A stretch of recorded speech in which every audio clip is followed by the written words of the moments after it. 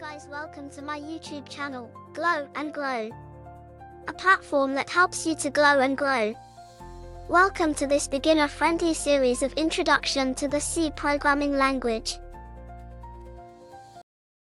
మీరు ఎప్పుడైనా ఆలోచించారా 30 years ప్లస్ ఓల్డ్ లాంగ్వేజ్ అయిన సి ఎందుకు ఇంకా యూజ్ అవుతుంది, ఎందుకు కాలేజెస్లో ఫస్ట్ సి లాంగ్వేజ్ని నేర్పిస్తారు? సో ఈ వీడియో ఎండ్ వరకు చూస్తే మీకు ఆ డౌట్ క్లియర్ అవుతుంది, ఎందుకు అని అర్థమవుతుంది. So hello everyone, welcome to my YouTube channel glow and grow, a platform that helps you to grow and grow.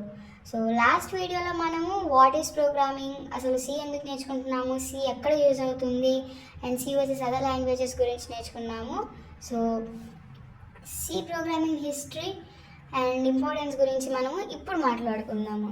So video start చేయడం ముందు మీరు లాస్ట్ వీడియో చూసి ఉంటే కమెంట్లో ఎస్ అని టైప్ చేయండి. సో చూడలేదంటే don't worry, go watch and watch this next, because ఒక సిరీస్ అన్నప్పుడు మీరు లైన్ వైజ్గా ఆ సిరీస్లో వెళ్తేనే మీకు అర్థమవుతుంది అండ్ నేర్చుకోగలరు. సో మధ్యలో చూస్తే మీకేం అర్థం కాదు. సో ఆ వీడియో చూసి ఈ వీడియో రండి, which is completely beginner friendly అనమాట. So let's start history of C programming language. So అసలు సి లాంగ్వేజ్ అనేది ఎలా స్టార్ట్ అయింది? సో సి ప్రోగ్రామింగ్ లాంగ్వేజ్ అనేది డెన్నిస్ రిచీ అనే scientist, I think you are very familiar about this name, Dennis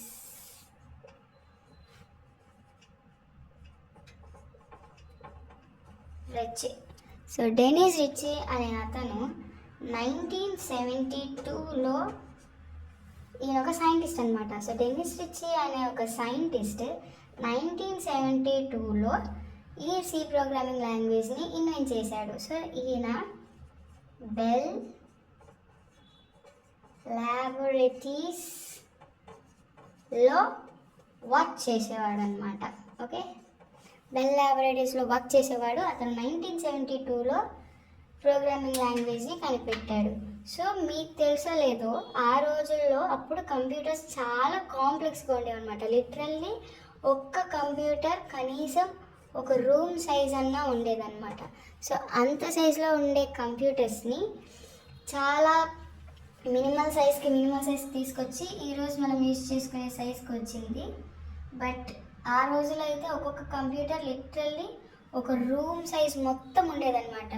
ఏదైనా work చేయాలన్నా కానీ ఆ రూమ్ సైజ్ అంత కంప్యూటర్తోనే మనకి ఎడిషన్స్, సబ్ట్రాక్షన్స్, అలా ఏ ఆపరేషన్స్ చేయాలన్నా కానీ ఆ పెద్ద కంప్యూటర్లోనే చేసేవాళ్ళు.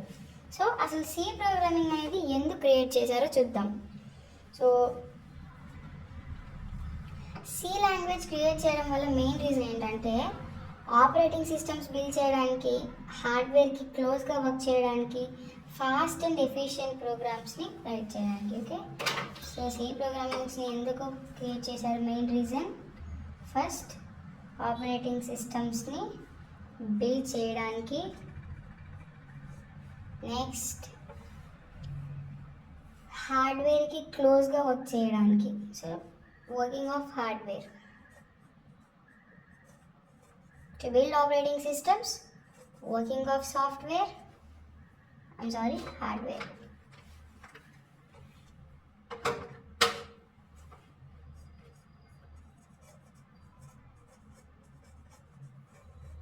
నెక్స్ట్ వచ్చేసి fast and to write, fast and efficient programmes.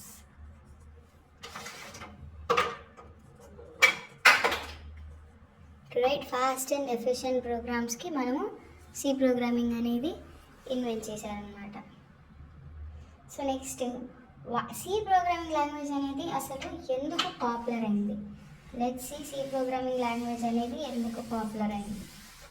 Programming అనేది ఎందుకు ప్రాబ్లం ఏంటంటే, ఫస్ట్ మెయిన్ రీజన్ ఏంటంటే సి ప్రోగ్రామింగ్ అనేది చాలా సింపుల్ అండి. అన్ని ప్రోగ్రామింగ్ లాంగ్వేజెస్లో సి ప్రోగ్రామింగ్ అనేది చాలా సింపుల్ లాంగ్వేజ్. నెక్స్ట్ వచ్చేసి వెరీ ఫాస్ట్ ఎగ్జిక్యూషన్.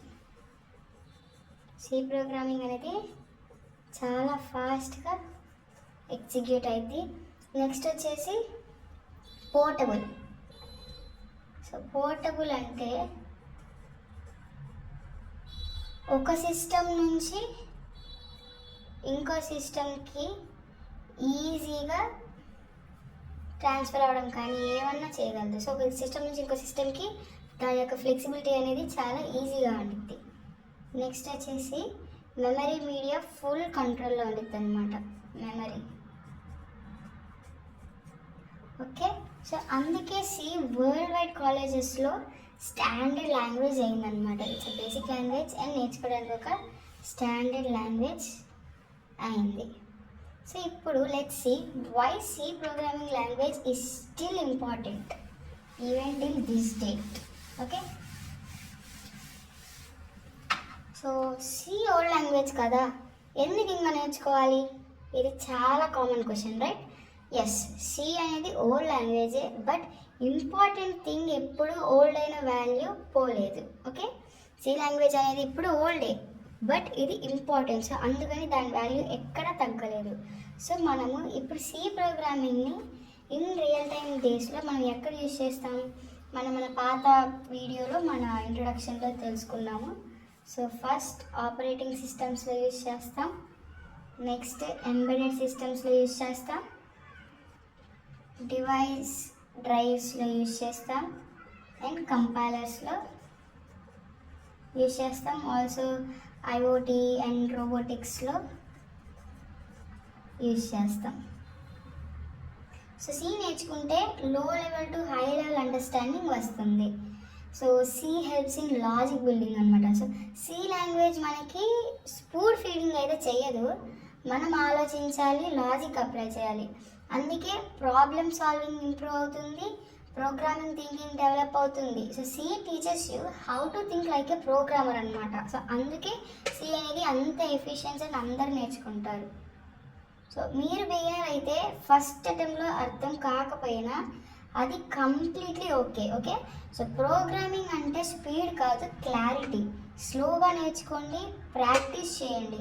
ఈ ఛానల్లో నేను మీ స్పీడ్లోనే ఎక్స్ప్లెయిన్ చేస్తాను. ఓకే, సో ఈ వీడియో మీకు హెల్ప్ఫుల్ అనిపిస్తే లైక్ చేయండి, సబ్స్క్రైబ్ చేయండి, అండ్ కమెంట్లో చెప్పండి ready for C.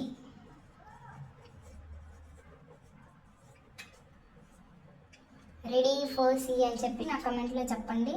So me comment చేసి నేను నెక్స్ట్ వీడియోస్ ఇంకా బెటర్గా ప్లాన్ చేస్తాను. సో మనం నెక్స్ట్ వీడియోలో స్ట్రక్చర్ ఆఫ్ సి తెలుసుకుందాము, also first C programming. So we are so excited. So next వీడియోలో మనము స్ట్రక్చర్ ఆఫ్ సి తెలుసుకొని we are going to write our first C program in that video. So big programmers కూడా first ఒక small hello world నుంచి start చేస్తారు. మీ journey కూడా ఇప్పుడే స్టార్ట్ అవుతుంది. See you in the next video. Happy learning. So next time